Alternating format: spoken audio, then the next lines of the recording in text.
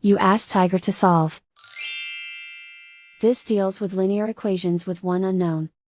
The final result is x equals 11. Let's solve it step by step. Group all constants on the right side of the equation. Subtract 9 from both sides. Simplify the arithmetic.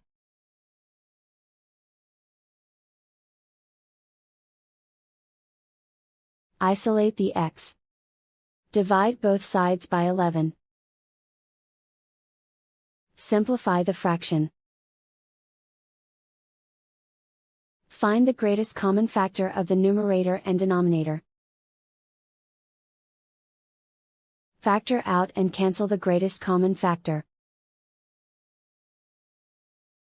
And so the final result is x equals 11.